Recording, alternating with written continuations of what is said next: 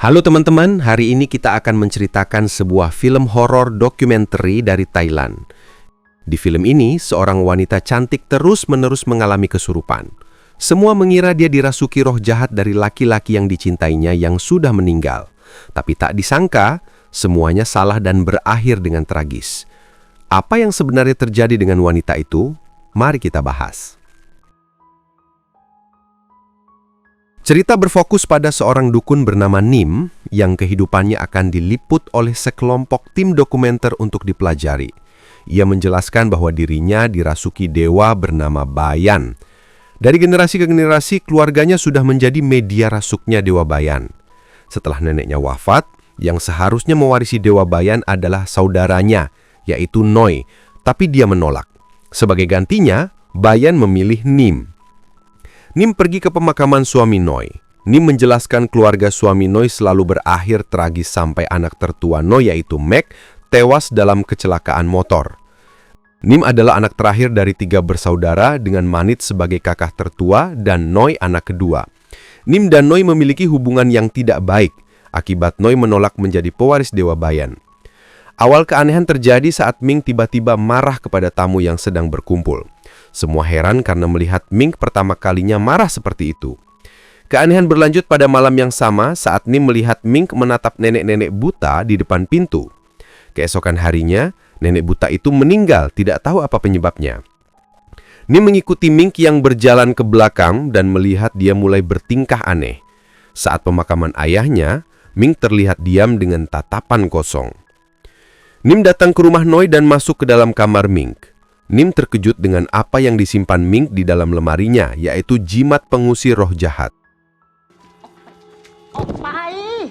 Tim dokumenter mulai merekam kehidupan keluarga Ming. Ming bekerja sebagai seorang staf yang membantu orang mencari pekerjaan, sedangkan ibunya adalah penjual daging anjing. Noi bercerita dia menolak penerimaan dewa Bayan supaya tak menjadi dukun. Noi dan Ming berpindah agama menjadi Kristen. Dia merasa bersalah kepada Nim menjadikannya pengganti dukun. Ming pergi ke sebuah klub malam. Tim dokumenter mewawancarai sahabat Ming yang bernama Lisa. Lisa merasa aneh terhadap tingkah laku Ming akhir-akhir ini. Dia menunjukkan sebuah video yang dimana Ming bertingkah laku menjadi seorang anak kecil. Ming pulang dalam keadaan mabuk. Dia tidur di tempat kerjanya pada malam itu. Saat bangun sudah ramai orang berdatangan.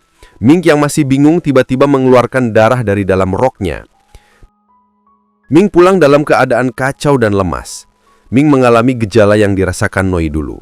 Manit menyuruh Noi melakukan ritual pemindahan, tapi Noi tidak mau. Anaknya menjadi dukun. Ming merasa depresi setelah kejadian yang menimpanya. Nim datang ke rumah Noi dengan alasan mencari gelang, tapi niat sebenarnya ingin melihat Ming untuk memastikan keadaannya, namun dicegah oleh Noi. Ming bercerita bahwa ia sakit di sekujur tubuhnya, bahkan dokter pun tidak tahu penyebabnya. Ming mengalami mimpi buruk berulang kali dengan mimpi yang sama. Keesokan harinya saat bekerja, Ming mengalami sakit perut yang tidak tertahankan. Di toilet, dia sampai tersungkur di lantai. Setelah kembali, sang manajer memecat Ming.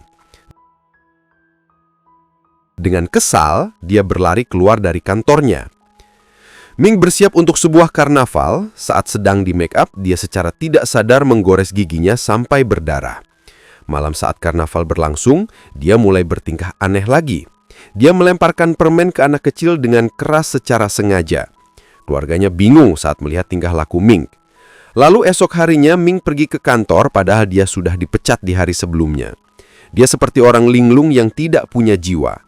Manajer memperlihatkan CCTV perbuatan Ming saat tidur di kantor sesudah pulang dari klub malam. Ming merasa sangat depresi saat ini, sampai menangis. Saat pulang, dia ditemukan pingsan di kamar mandi sambil bersimbah darah. Noi ingin Nim melakukan ritual penerimaan dewa Bayan karena kasihan melihat Ming yang tersiksa. Tapi Nim menolak.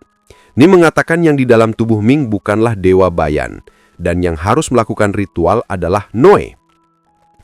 Nim mengetahui bahwa Ming dan Meg mempunyai hubungan spesial, dan Nim mencurigai arwah Meg yang melakukan ini. Nim melakukan ritual pengampunan di tempat Meg meninggal, tapi Noi ingin ritual dengan caranya sendiri. Noi membawa Ming ke ritual di tempat dukun abal-abal. Nim yang mengetahui itu langsung memarahinya. Ming mulai kesurupan lagi dan memukul Noi. Setelah itu, Ming lari entah kemana. Semua orang mencari Ming dan melaporkannya ke polisi, sedangkan Noi melakukan ritual pengampunan ke Dewa Bayan di atas gunung. Setelah 1 bulan lamanya tidak menemukan keberadaan Ming, akhirnya Nim menyadari bahwa yang merasuki Ming bukanlah Meg, melainkan arwah roh yang jahat. Nim bergegas ke sebuah tempat di tengah hutan, yaitu pabrik keluarga suami Noi yang kebakaran. Nim menemukan Ming di dalam gedung dengan keadaan sangat buruk. Nim pergi ke gunung untuk melakukan ritual, tapi dia terkejut dan menangis saat mengetahui kepala patung Dewa Bayan terpenggal tanpa tahu penyebabnya. Ming tidak sadarkan diri, tubuhnya sudah dikendalikan roh jahat sepenuhnya.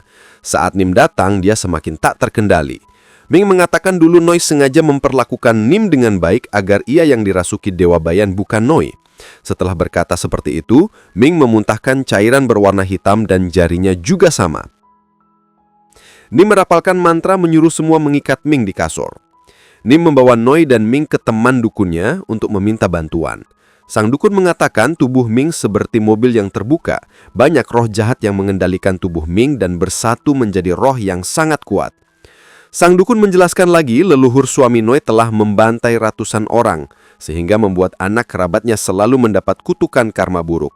Dan Ming adalah orang yang harus membayar semua pembalasan ini. Nim dan sang dukun harus bersatu untuk mempersiapkan ritual pengusiran roh jahat yang ada di tubuh Ming. Seminggu sebelum ritual, setiap malam Ming selalu bertingkah aneh. Dia selalu mengacak-acak rumah, mengganggu saat sedang tidur, dan makan daging mentah yang ada di kulkas. Sampai suatu malam Ming terlihat memasak anjing peliharaan hidup-hidup lalu memakannya. Saat Manit melihat siaran CCTV dari mobil tim dokumenter, dia melihat Ming masuk ke kamarnya lalu membawa anaknya kabur dari rumah. Manit histeris, apa yang diperbuat Ming? Anak Manit ditemukan di bawah semak belukar sendirian. Di dalam gelapnya semak belukar, Ming menyerang Manit secara tiba-tiba menggunakan pisau. Noi dan Bibi menahan Ming yang tingkah lakunya semakin liar. Sehari sebelum ritual dimulai, Noi menelpon Nim yang berhari-hari tidak ada kabar. Di dalam rumahnya semua barang berserakan sampai belatung memenuhi lantai. Noi menemukan Nim terbaring tak bernyawa di kamarnya. Dokter tidak bisa menjelaskan apa penyebab kematian Nim. Bahkan sang dukun tidak tahu. Tapi ritual harus tetap dijalankan. Hari ritual tiba. Semua orang mempersiapkan ritual pengusiran. Noi datang dengan penutup kepala bertuliskan mantra sebagai perantara menggantikan Nim yang sudah tiada, dan sesi ritual dimulai pada malam hari. Sang dukun merapalkan mantranya dengan amarah angin berhembus kencang saat sesi ritual, sampai akhirnya Noi mengeluarkan darah di sekujur tubuhnya. Noi pingsan sesaat setelah kejadian itu. Di rumah yang seharusnya menjaga Ming tidak boleh keluar, Bibi Ming mulai mendengar suara anaknya di dalam kamar Ming. Itu hanyalah tipu muslihat, tapi Bibi Ming mendobrak pintu yang sudah ditempeli jimat. Semuanya mulai berbalik. Ritual yang seharusnya membuat bebas dari roh jahat, sekarang Ming mulai menyerang semua orang yang ada di rumah itu. Di dalam gedung, sang dukun mulai bertingkah aneh. Dia mulai kesurupan sendiri lalu tertawa dengan keras dan akhirnya menjatuhkan dirinya dari atas lantai. Semua orang dirasuki roh jahat bertingkah seperti anjing liar, tak terkecuali Manit yang menyerang kameramen dan melompat dari jendela. Noi terlihat dirasuki oleh roh Bayan meminta orang tersisa yang masih sadar untuk melanjutkan ritual. Tapi dia juga terpengaruh, membalikkan dupa dan kerasukan mulai menggila lagi. Noi tersadar memegang kepala Ming dan akan merapalkan mantra berharap anaknya sembuh, tapi fokusnya buyar saat Ming mulai memanggil ibunya berkali-kali. Tapi itu tipu muslihat lagi. Ming mencekik ibunya, menumpahkan minyak, menyalakan korek api dan membakar ibunya sendiri hidup-hidup. Di akhir film diperlihatkan wawancara terakhir bersama Nim yang masih hidup. Nim merasa ritual yang akan dilakukan menjadi sia-sia. Dia mulai meragukan dirinya sendiri. Dia mulai mempertanyakan apakah benar Dewa Bayan merasuki dirinya atau tidak. Terakhir, Nim berlari ke kamarnya dan menangis. Tamat. Thank you, thank you, thank you. Terima kasih kepada teman-teman yang sudah menonton. Kalau kalian ada saran atau film lain, langsung drop pendapatmu di komentar. Semoga kalian terhibur. Jangan lupa like, komen, dan subscribe channel ini. Sampai jumpa di film selanjutnya.